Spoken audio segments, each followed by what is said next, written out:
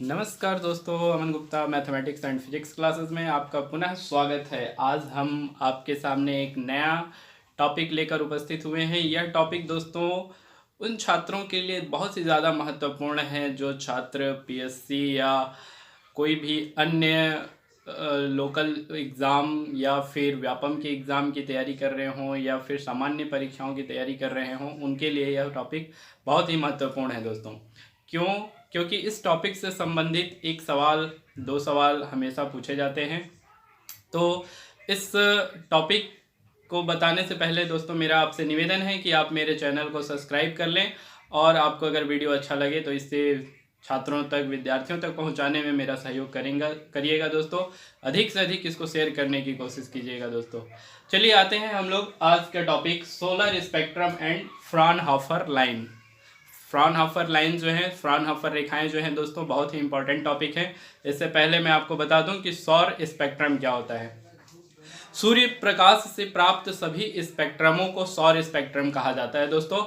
और सौर स्पेक्ट्रम जो होता है वो कंटिन्यूअस स्पेक्ट्रम होता है, अर्थात संतत स्पेक्ट्रम होता है दोस्तों। इन स्पेक्ट्रमों का अध्ययन जो है वो एक अधिक शक्तिशाली स्पेक्ट्रोमीटर की सहायता से किया जाता है और उन्हीं स्पेक्ट्रमों के आधार पर जो हमें अध्ययन के फलस्वरूप प्राप्त होते हैं उसके आधार पर हम आगे तत्वों की खोज करते हैं और उनकी विशेषताओं के बारे में बताते हैं। तो चलिए हम चलते हैं फ्राउनहोफर रेखाएं और सौर स्पेक्ट्रम से संबंधित सवाल। किरचॉफ का वर्णात्मक अवशोषण नियम ये कहता है कि कोई पदार्थ उच्च ताप पर जिन स्पेक्ट्रमी रेखाओं को उत्सर्जित करती है, कम ताप पर उन्हीं रेखाओं को अवशोषित कर लेती है।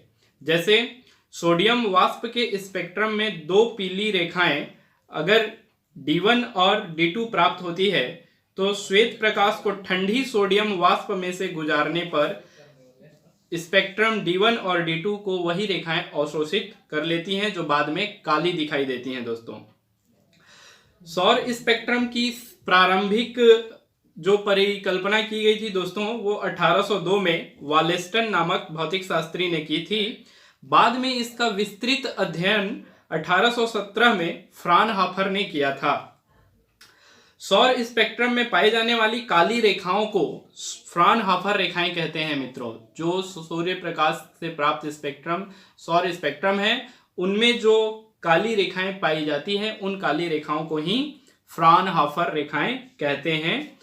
प्रारंभ में फ्राउनहोफर रेखाएं जो हैं दोस्तों वो 576 की संख्या में प्राप्त हुई थी, जिनका और अधिक अध्ययन करने पर लगभग इनकी संख्या 20,000 प्राप्त हुई। आइए दोस्तों हम फ्राउनहोफर रेखाओं के कारण जान लेते हैं। फ्राउनहोफर रेखाओं का कारण क्या होता है? सूर्य के केंद्रीय भाग, जैसा कि अभी मैं आपको चित्र के बारे में बताता हूं जो आपके बोर्ड पर बना हुआ है दोस्तों। इसकी जो मध्य की भाग है दोस्तों, मध्य की भाग नाभिक है। नाभिक के चारों ओर का जो रिक्त भाग है वो प्रकाश मंडल है और प्रकाश मंडल के बाहर का जो आपको काला भाग दिखाया गया है, प्रदर्शित किया गया है, वो वर्ण मंडल है दोस्तों। हम चलते हैं प्रकाश मंडल से। दोस्तों सूर्य का जो केंद्रीय भाग है जिसे हम नाभिक कहते हैं उसका ताप बहुत अधिक होता है और इसके चारों ओर का जो ताप्त दीप्त गैसों का वातावरण होता है जिसे हम प्रकाश मंडल कहते हैं। प्रकाश मंडल का ताप कई लाख डिग्री सेल्सियस होता है। इसमें अत्यधिक दाब पर धातुओं की वाष्प तथा गैसें विद्यमान होती हैं। विद्यमान मतलब दोस्तों उपस्थित होती हैं, प्रेजेंट होती हैं। प्रकाश मंडल के चारों ओर का वातावरण वर्णमंडल कहलाता है, क्रोमोस्फेयर। और इस वर्णमंडल का ताप लगभग 6000 केल्विन होता है।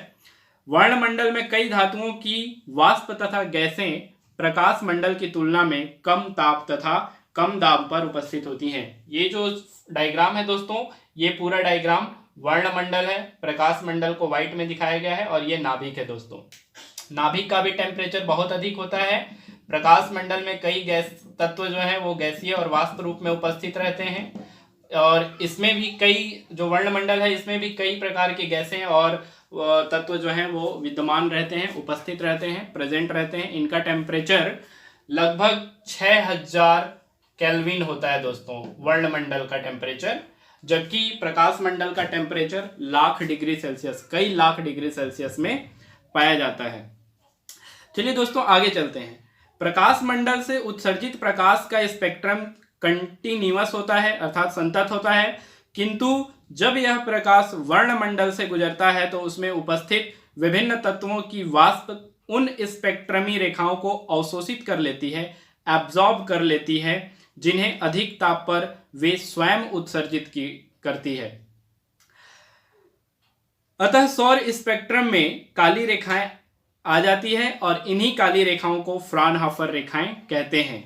इतना ही नहीं दोस्तों, जब प्रकाश पृथ्वी के वायुमंडल से गुजरता है तो वायुमंडल में उपस्थित गैसें भी कुछ स्पेक्ट्रमी रेखाओं का अवशोषण कर लेती है, जिससे सौर स्पेक्ट्रम में फ्राउनहोफर रेखाओं की संख्या बढ़ जाती है। दोस्तों ये थी फ्राउनहोफर रेखाओं का प्रारंभिक ज्ञान। अब दोस्तों आते हैं फ्राउनहोफर रेखाओं के उपयोग पर। फ्राउनहोफर रेखाओं के उपयोग से यह ज्ञात किया जा सकता है कि सूर्य के वर्णमंडल में कौन कौन से तत्व मौजूद हैं।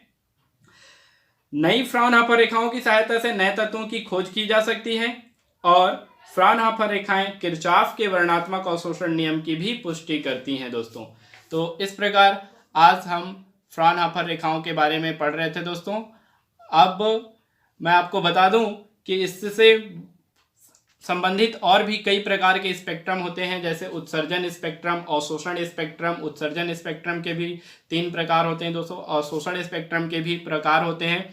आप दोस्तों बैंड स्पेक्ट्रम जरूर पढ़िएगा, क्योंकि बैंड स्पेक्ट्रम जो है वही हमारे सभी स्पेक्ट्रमों का मुख्य बिंदु है। हो सकता है मैं आगे अगले टॉपिक में इसके जिक्र आप सबके समक्ष करूं। तब तक के लिए धन्यवाद दोस्तों हमारे सामने कुछ प्रश्न जो हैं कॉमन पूछे जाते हैं, जैसे सोडियम लैंप के प्रकाश में नीले रंग की वस्तु कैसी दिखाई देगी। तो इसका सिंपल सा उत्तर है दोस्तों कि अपारदर्शी वस्तु जिस रंग को परावर्तित करती है उसी रंग की दिखाई देती है। नीले रंग की वस्तु जब प्रकाश डाला जाता है तो वह केवल नीले रंग के प्रकाश को ही परावर्तित करती है, शेष रंगों को अवशोषित कर लेती है। अतः जब नीले रंग की वस्तु को सोडियम लैंप के प्रकाश में रखा जाता है तो वह पीले रंग को अवशोषित कर लेती है, किसी रंग को परावर्तित नहीं करती, जिससे वह वस्तु काली दिखाई देती है। अर्थात वह दोस्तों कि सोडियम लैंप के प्रकाश में नीले रंग की वस्तु काली दिखाई देगी। ऐसे ही कुछ और प्रश्न हैं, जैसे कभी कभी सूर्य या चंद्रमा के चारों ओर प्रभामंडल दिखाई देते हैं, क्यों? प्रभामंडल मीन्स होल्स होता है दोस्तों।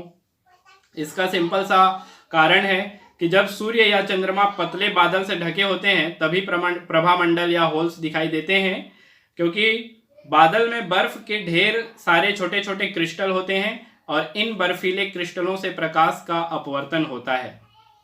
ये कारण था दोस्तों कि अपवर्तन के कारण प्रभामंडल या होल्स हमको दिखाई देते हैं।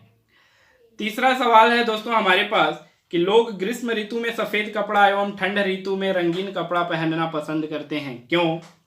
तो इसका आंसर है कि सफेद कपड़ा अपने पर आपतित प्रकाश किरणों को परावर्तित कर देता है, अतः वह अधिक गर्म नहीं हो पाता, जबकि रंगीन कपड़ा अधिकांश प्रकाश किरणों को अवशोषित कर लेता है, अतः वह जल्दी गर्म हो जाता है। अगला प्रश्न है दोस्तों हमारे सामने कि वेल्डर वेल्डिंग करते समय मास्क क्यों पहनते हैं। तो इसका सिंपल सा उत्तर है दोस्तों कि वेल्डिंग करते समय जो किरणें उत्पन्न होती हैं वो पराबैंगनी किरणें होती हैं, जो आंखों के लिए अत्यंत नुकसानदेह होती है या नुकसानदायक होती है। तो इन पराबैंगनी किरणों से आंखों को सुरक्षित रखने के लिए वेल्डर वेल्डिंग करते समय चेहरे पर मास्क लगाता है। धन्यवाद दोस्तों, फिर मिलते हैं अगले टॉपिक में।